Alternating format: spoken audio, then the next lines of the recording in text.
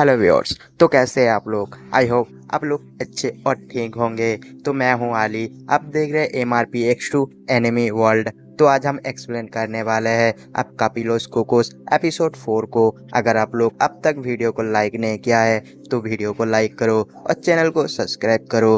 तो चलो वीडियो शुरू करते हैं। स्कूल के अंदर सब लोग फिर से रिजल्ट देख रहा था, जहाँ पे इस बार फिर से नागी उमिनो पास हो जाता है।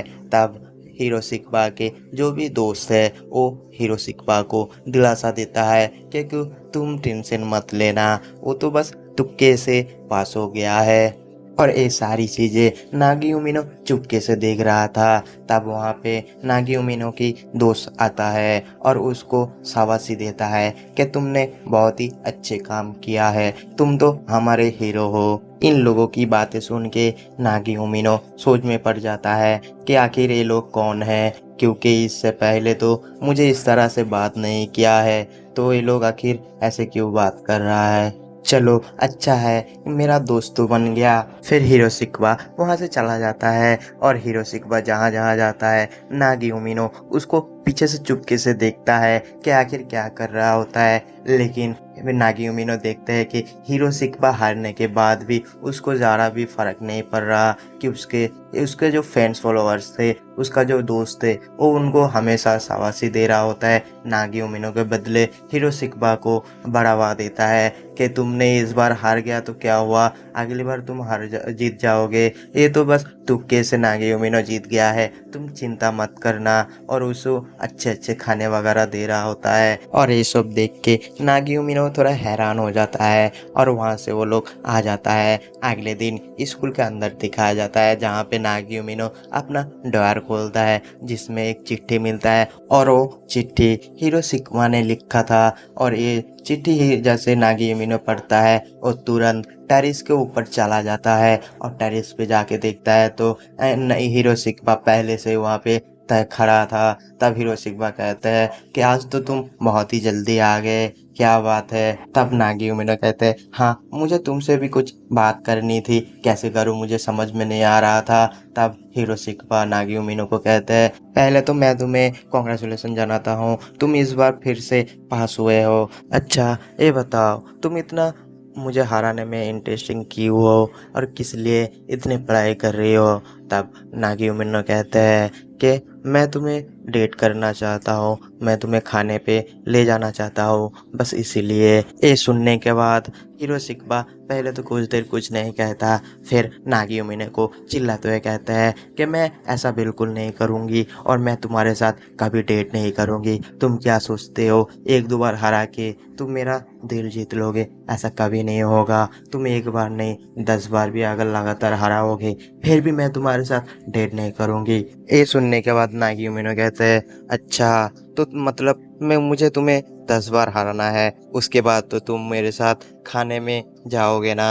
ये सुनने के बाद तो हिरोशिकबा बहुत ज़्यादा नाराज़ हो जाता है और वो जोर से कहता है ऐसा बिल्कुल नहीं होगा, तुम क्या सोचते हो, एक बार हरा दिया दो बार हरा दिया, क्या तुम मुझे बार बार हरा पाओगे? ऐसा बिल्कुल नहीं होगा। और ये कहने के बाद हिरोशिकबा वहां से चल जाने लगता है। तब नागी उमिनो हिरोशिकबा को पीछे से रोकता है और उसको कहते हैं अगर तुम स्कूल के अंदर जाके अपना बैग पहले उठा लिया तो मैं मान जाऊंगा कि तुम फास्ट हो, मैं तुम्हें कभी भी तुम्हारे साथ मुकाबला नहीं कर सकता, मैं पीछे हट जाऊंगा। अगर मैंने उठा लिया तो फिर मैं फांस आऊंगा, तो मैं तुम्हारे पीछा कभी नहीं छोड़ूंगा। तब वो ये कहने के बाद उन दोनों के बीच रेसिंग हो जाता है, कभी हिरोशिकबा पास होता है तो अगर नागी उमिनो पास होता है। तब फाइनली नागी उमिनो अपना बैग सबसे पहले उठा लेता है और हिरोशिकबा हार जाता है और वहीं पे लेट जाता है। तब नागी उमिनो तो बहुत ज़्यादा खुश हो जाता है क्योंकि इस बार भी नागी उमिनो फंस आया है। तब हिरोशिकबा कहते हैं हाँ मैं मानता हूँ तुम फास्ट हो, मैं ये बात इजहार करता हूँ, लेकिन फिर भी मैं तुमसे डेट नहीं कर सकता क्योंकि मेरी शादी फिक्स हो चुका है और मेरी शादी स्कूल ख़त्म होने के बाद ही हो जाएगी। ये सुनने के बाद तो नागी उमिनो टूट जाता है। फिर नागियोमिनो स्कूल से घर आ जाता है और वो सोचने लगता है कि इसकी शादी क्यों हो गई है, क्या ज़बरदस्ती मेरी तरह उससे भी शादी करवा रही है उसके घर वाले, या फिर मुझे क्यों कहा है कि मेरी शादी हो चुकी है, क्या वो चाहता है कि मैं उसको भगा के लेके आऊँ। ये सब सोच रहा था और सोचते हुए बहुत ज़ोर से चिल्लाने लगता है।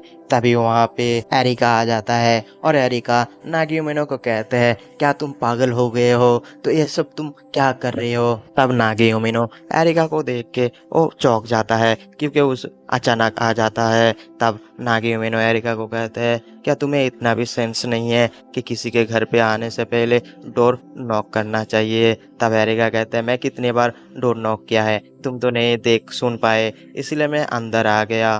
फिर एरिका कहते हैं, अच्छा ये सब छोड़ो, बताओ तुम ऐसे पागलों की तरह हरकत क्यों कर रहे थे। तब एरिक नागियोमिनो कहते हैं, मैं हम लोगों ने एक समझौता किया है कि अपने अपने काम में कभी दखल अंदाज नहीं करेंगे, तो तुम्हें मत पूछना।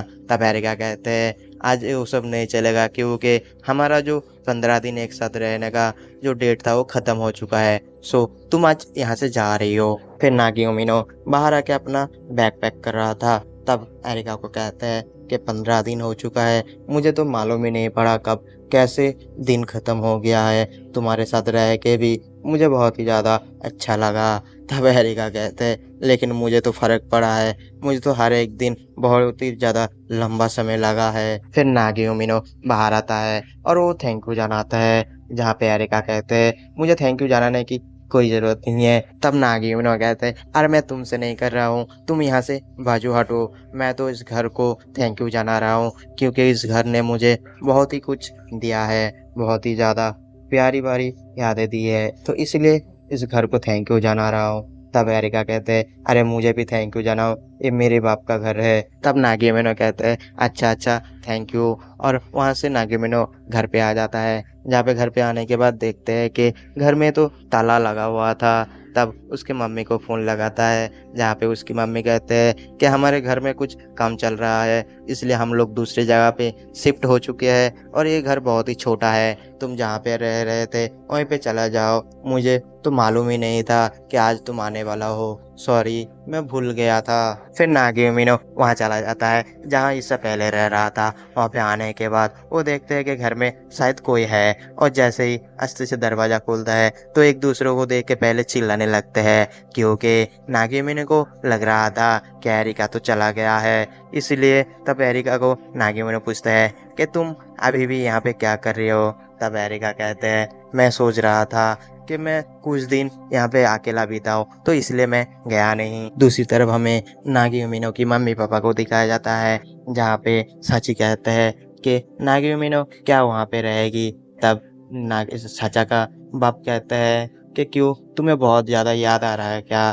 तब साचा कहते हैं कि ऐसा कुछ भी नहीं, मैं तो बस पूछ रहा हूँ क्योंकि वो लोग क्या करेगा, इसलिए मैं पूछ रहा था। ये कहने के बाद सचा नहाने के लिए चला जाता है, जहाँ पे नहाते हुए सोच रहा था कि मैंने कब कहा कि मैं वहाँ पे जाऊँगी, अब तो मुझे जाना ही पड़ेगा, वो लोग क्या कर रहा होगा। ये सोचने के बाद अगले दिन मैसेज करता है। तब नागियोमिनो और एरिका को दिखाया जाता है, जहाँ पे नागियोमिनो एरिका को कहते हैं यहाँ पे साचा आना चाहता है। तब एरिका कहते हैं, क्यों आना चाहता है यहाँ पे, अचानक क्यों आएगी। वो थोड़ा परेशान हो जाता है, वो कहते हैं कि मेरा घर का रूम साफ नहीं है और कपड़ा भी ठीक से धोया नहीं, मैं क्या गिफ्ट दूँ उसको, वो पहली बार आ रहा है। तब नागियोमिनो कहते हैं कि इतना परेशान मत होना, वो तो बस कोई मिनिस्टर नहीं है, वो तो मेरी बस बहन है। तब एरिका कहते हैं, वो बस तुम्हारी बहन नहीं है, वो मेरी भी बहन है, तो इसलिए मुझे परेशानी हो रहा है, तुम क्या समझोगे। वो दोनों बात कर रहा था, तभी वहाँ पे घर का डोरबेल बजता है।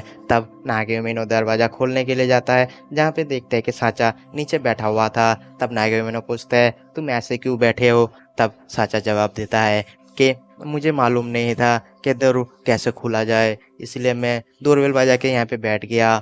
तब नागियोमिनो साचा को कहता है, अच्छा ठीक है तुम घर के अंदर आ जाओ। तब साचा घर के अंदर आता है, और घर के अंदर आने के बाद घर को अच्छे से देख रहा था, और मन में कहते हैं ये कोई घर है या फिर होटल है, इतना बड़ा और आलीशान बंगला है। तब नागियोमिनो साचा को कहते हैं, ये है तुम्हारी बहन एरिका, और एक दूसरे को देखने लगते हैं। तब नागिमिनो कहते हैं ये लोग इतना इस तरह घूर के क्यों देख रहा है, मुझे उसको यहाँ से लेके जाना पड़ेगा। सब साचा को वहाँ से लेके आता है और नागिमिनो साचा को पूछते हैं कि तुम लोग इस तरह क्यों देख रहे थे। तब ना साचा कहते हैं मैं जिस तरह उसको समझ रहा था वो तो उससे भी ज़्यादा खूबसूरत है, इसलिए मैं उसको घूर रहा था, वो बहुत ही ज़्यादा खूबसूरत है। तब नागिमिनो सोचते हैं इन दोनों के बीच तो दोस्ती करानी ही पड़ेगी। तब नागिमिनो कहते हैं अच्छा सुनो, मुझे मेरे पास एक प्लान है, आज हम लोग खुद से नाश्ता बनाएंगे, तो कौन कौन मेरे साथ है। तब वो तीनों एक साथ नाश्ता बनाने के लिए जाता है। तब तीनों एक साथ मिलके नाश्ता बनाता है और खाने के लिए बैठता है। खा के कहते हैं ये तो बहुत ही टेस्टी नाश्ता बना है, मुझे यकीन ही नहीं हो रहा है कि ये नाश्ता हम लोग मिल के बनाया है, ऐसा लग रहा है ये कोई होटल का खाना हो। तब नागिमिनो साचा और एरिका को कहते हैं कि तुम दोनों तो देखने में बहुत ज़्यादा खूबसूरत हो, तुम दोनों को बहुत ही ज़्यादा आज हॉट लग रहा है। तब ये सुनने के बाद एरिका कहते हैं तुम झूठ मत बोलो, ऐसा कुछ भी नहीं है। तब एरिका साचा को कहते हैं अच्छा चलो मैं तुम्हें अपना रूम और कपड़ा दिखाता हूँ। फिर एरिका साचा को अपना कपड़ा दिखाने लगते हैं। तब एक कपड़ा साचा को पसंद आता है तो एरिका कहते हैं अच्छा तुम ये पहनो। फिर साचा वो पहनता है, पहनने के बाद और भी ज़्यादा खूबसूरत लगता है। तो एरिका कहते हैं एक कपड़ा तो तुम्हें बहुत ही ज़्यादा खूबसूरत लग रहा है, तुम एक काम करो एक कपड़ा तुम ले लो। फिर साचा और एरिका दोनों नीचे आता है। तब वहाँ पे नागियोमिनो जैसे साचा को देखते हैं और वो कहने लगते हैं कि ये इतनी खूबसूरत कैसे हो गया। ये सुनने के बाद तो साचा को बहुत ज़्यादा गुस्सा आता है और वो नागियोमिनो की बीच में मारता है और पैर के जरिए बहुत अच्छी तरह से उसको धुलाई करता है। धुलाई इतना करता है एक आग भी उसका काला पड़ जाता है।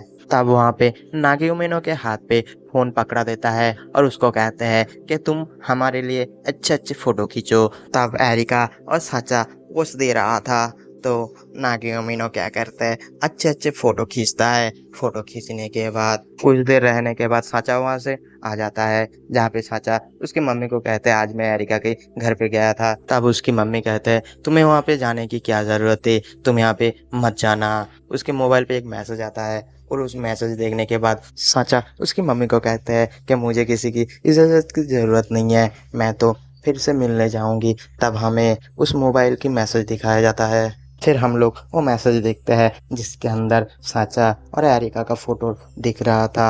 और इसी के साथ ये एपिसोड भी यहीं पे ख़त्म होता है। एपिसोड 5 में हम लोग देखेंगे आगे क्या होता है। तब तक के लिए आप लोग ये वीडियो लाइक कर दो और चैनल को सब्सक्राइब कर दो। चलो तब तक के लिए टाटा बाय बाय।